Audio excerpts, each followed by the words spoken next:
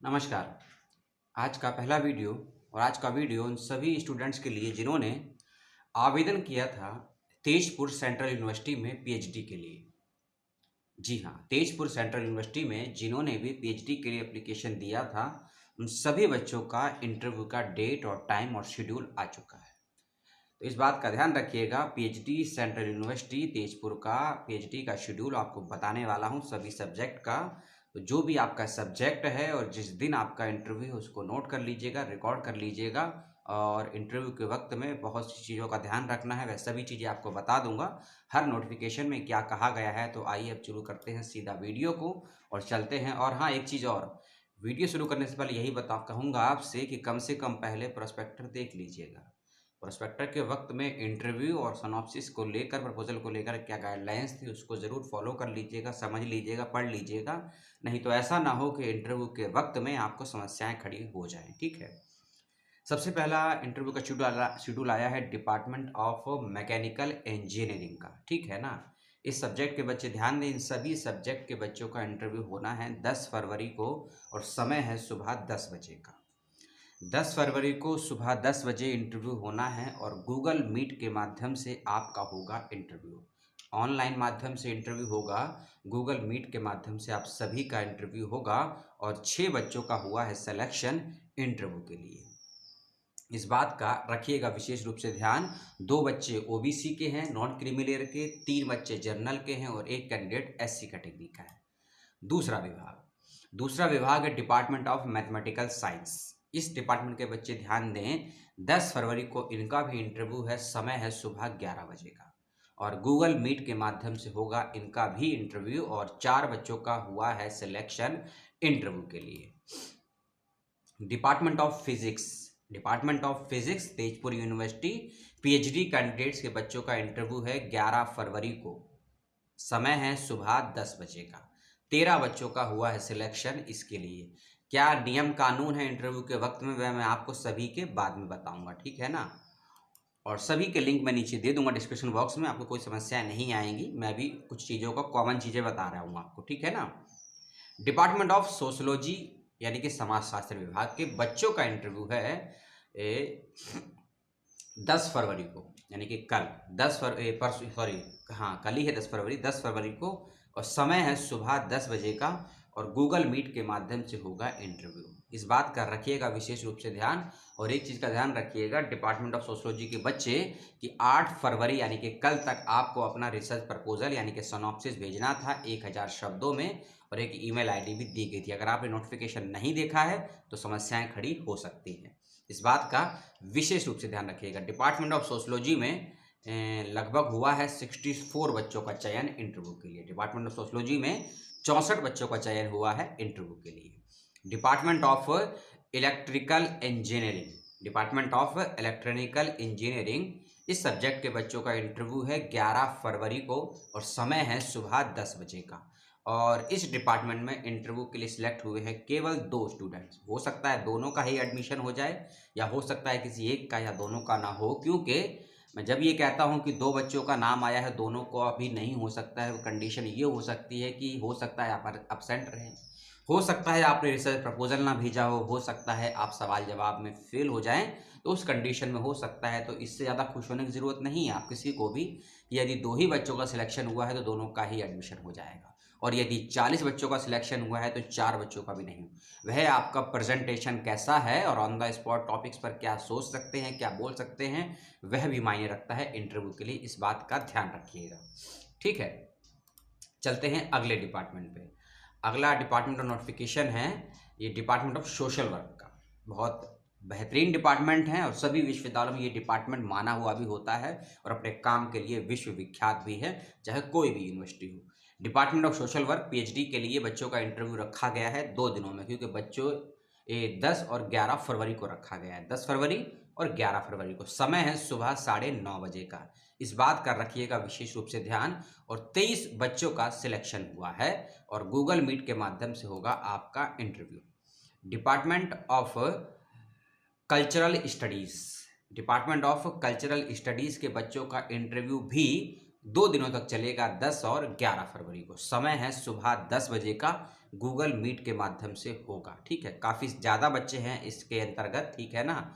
और 10 तारीख को किन बच्चों का इंटरव्यू होगा और 11 तारीख को किन स्टूडेंट्स का इंटरव्यू होगा उसकी लिस्ट दी गई है। आप लिस्ट में अपना नाम, अपना फॉर्म नंबर और अपना कैटेगरी जरूर चेक कर लीजिएगा। और रिसर्च प्रपोजल आप लोग भी भेज चुके होंगे 8 फरवरी तक, ऐसा उम्मीद करता हूं। यदि नहीं भेजा होगा तो डिपार्टमेंट से संपर्क करिए, क्योंकि उन्हीं बच्चों को शॉर्ट लिस्टेड किया गया है जिन बच्चों ने रिसर्च प्रपोजल कह लीजिए या सिनॉप्सिस कह लीजिए तय तारीख तय समय पर भेज दिया था, सभी नियम कानून को पालन करते हुए। Department of computer science and engineering, जो पहले मैंने आपको बताया था वह इलेक्ट्रॉनिकल इंजीनियरिंग था। अब मैं जो आपको बता रहा हूँ department of computer science and engineering का है। 10 फरवरी को सुबह 10 बजे इस सब्जेक्ट के बच्चों का इंटरव्यू होगा और गूगल मीट के माध्यम से इंटरव्यू होगा, इस बात का ध्यान रखिएगा। और इस डिपार्टमेंट के बच्चे ध्यान दीजिएगा, लिस्ट एक है, उसमें दो पार्ट में लिस्ट है department of computer science and engineering की।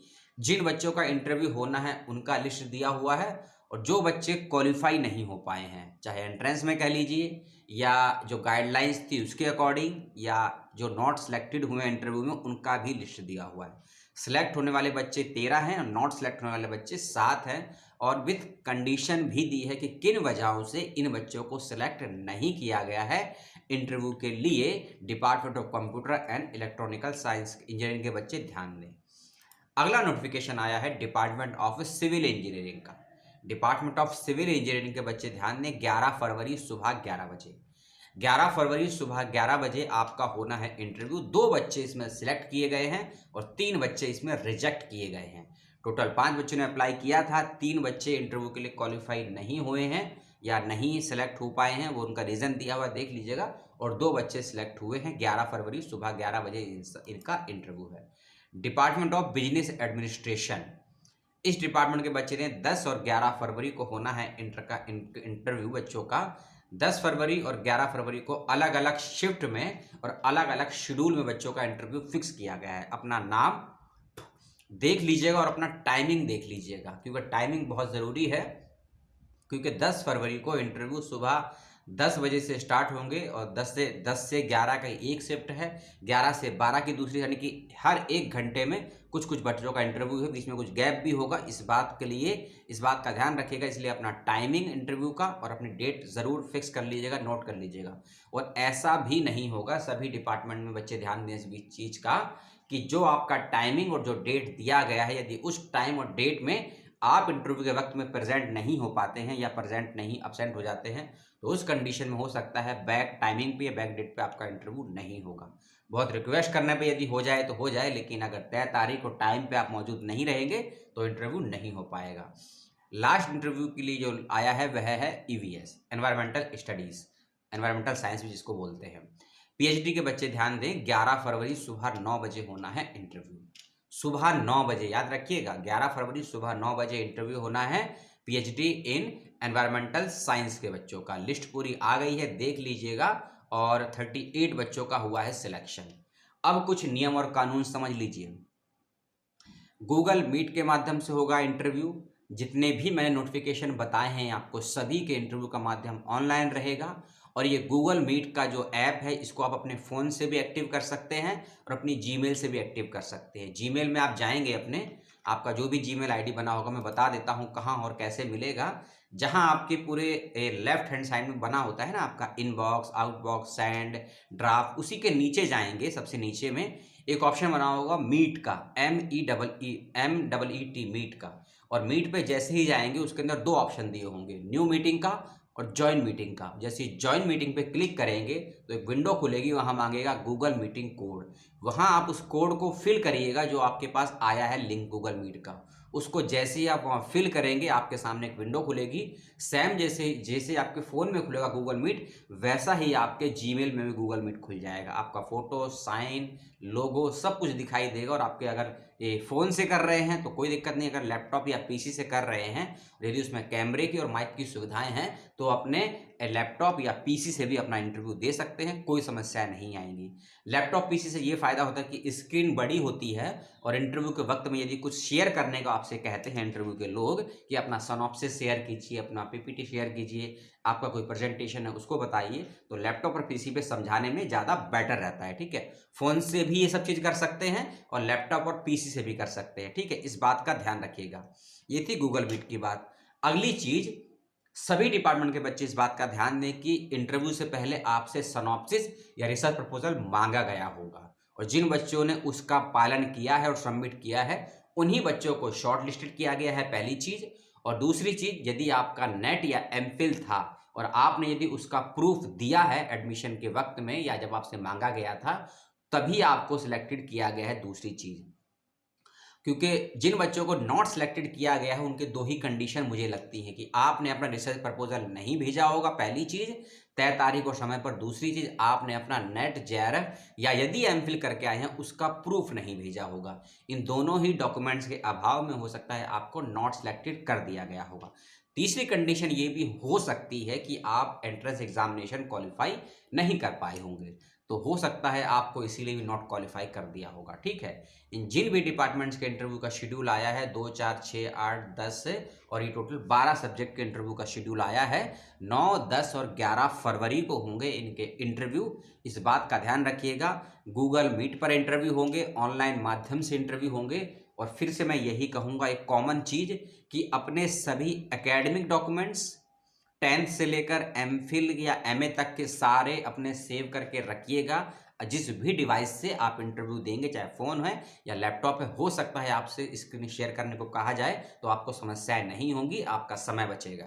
दूसरा, अपना फ़ोटो आईडी प्रूफ ज़रूर सेव करके रखिएगा अपने डिवाइसेस में। अपना रिसर्च प्रपोजल भी सेव करके रखिएगा, और यदि पीपीटी मांगा गया था तो उसको भी पीपीटी फॉर्मेट में सेव करके रखिएगा। ऐसा ना हो कि इंटरव्यू के वक्त में आपको ये जवाब देना पड़े कि हमने इन डॉक्यूमेंट्स को सेव करके नहीं रखा है। तब हो सकता है उस कंडीशन में आपका इंटरव्यू तो चलेगा लेकिन आपके इस जवाब का नेगेटिव प्रभाव पड़ेगा। हो सकता है इसी वजह से आपका सिलेक्शन भी ना हो पाए, क्योंकि इंटरव्यू लेने वाला ये उम्मीद करता है कि बच्चे अभी अपने सभी डॉक्यूमेंट्स को, अपना प्रपोजल को, अपने डिवाइस को एक डिजिटल मोड में भी सेव करके रखता होगा।